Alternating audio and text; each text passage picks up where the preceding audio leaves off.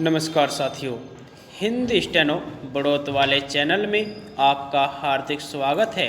आज के डिक्टेशन रामधारी गुप्ता खंड 2 से प्रतिलेखन संख्या 118 90 वर्ड पर मिनट की स्पीड से होगी। तो आइए शुरू करते हैं। डिक्टेशन शुरू होगी 5 सेकंड बाद। स्टार्ट। आदरणीय महोदय, मैं उम्मीद करता हूँ कि ये राष्ट्रीय पुरस्कार दूसरे लोगों को भी उनका अनुकरण करने की प्रेरणा देंगे तथा हमारे और अधिक देशवासी बच्चों और विकलांगों की सहायता के लिए आएंगे। बच्चों तथा विकलांगों और अपंगों के पालन पोषण की जिम्मेवारी वास्तव में खुद माँ बाप के कंधों पर होती है, परंतु कभी कभी और कहीं कहीं ऐसा भी देखने में आता है कि माँ बाप अपने फर्ज को नहीं समझते और अपने बच्चों की उपेक्षा करते हैं। तो ऐसा गलत काम करने वालों को सजा देने का कोई कानून नहीं है। मैं महसूस करता हूँ कि हमें समाज में ऐसी नैतिक शक्ति का विकास करना चाहिए जिससे माँ बाप अपने बच्चों के प्रति उचित व्यवहार करें। अगर माँ बाप ही अपने कर्तव्य का पालन करना छोड़ देंगे तो बच्चों को माता पिता का प्यार कहाँ से मिलेगा।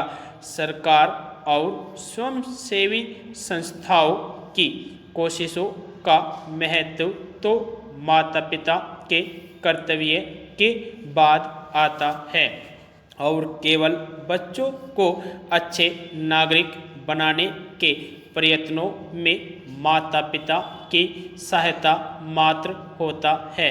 अंत में मैं आपसे अनुरोध करूंगा कि आप नई लगन के साथ बच्चों और विकलांगों के कल्याण के काम में लग जाए।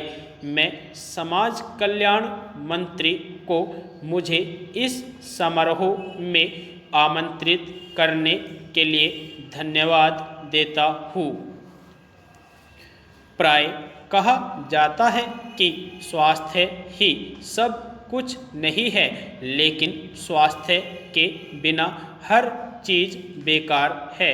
जब तक लोगों के स्वास्थ्य के दर्जे में सुधार न हो तब तक सामाजिक आर्थिक विकास नहीं हो सकता और न ही आत्मिक विकास ही संभव है।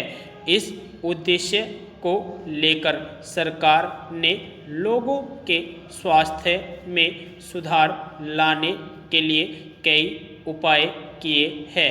इनमें पीने का शुद्ध जल, सफाई, पौष्टिक आहार और मकान की सुविधाएं मुहैया कराना भी शामिल है। कुछ एक मुख्य क्षेत्रों में विकास के लिए सरकार ने संशोधित 20 सूत्री कार्यक्रम को भी अपनाया है। चिकित्सा, सार्वजनिक स्वास्थ्य और परिवार कल्याण के क्षेत्र में खास लक्ष्यों को हासिल करने के लिए अनेक केंद्रीय तथा राज्य स्वास्थ्य कार्यक्रम लागू किए जा रहे हैं। इसमें संदेह नहीं कि इस जैसे संस्थान लोगों के स्वास्थ्य को बेहतर बनाने के उद्देश्य को प्राप्त करने में सरकारी एजेंसियों की बहुत मदद कर सकते हैं। अपनी बात पूरी करने से पहले मैं तपेदिक के प्रश्न पर आपका ध्यान दिलाना चाहूँगा। यह माना जाता है कि हमारे देश में लगभग 10 करोड़ लोग तपेदिक से पीड़ित है। सरकार ने 20 सूत्री कार्यक्रम में इस बीमारी को शामिल किया है और वह इस पर काबू पाने के लिए कई उपाय कर रही है, क्योंकि यह बीमारी दमा और फेफड़ों के कैंसर जैसी बीमारियों के अधिक नज़दीक है। इसलिए इस प्रतिष्ठान को तपेदिक पर काबू पाने और इसे ख़त्म करने के उपायों पर ध्यान देना चाहिए।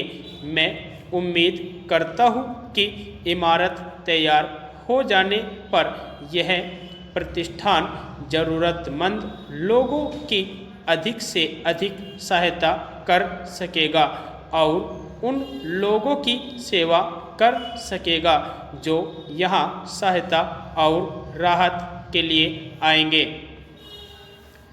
यदि आपको डिक्टेशन अच्छी लगी हो तो हमारे चैनल को सब्सक्राइब करें तथा वीडियो को लाइक व शेयर भी करें।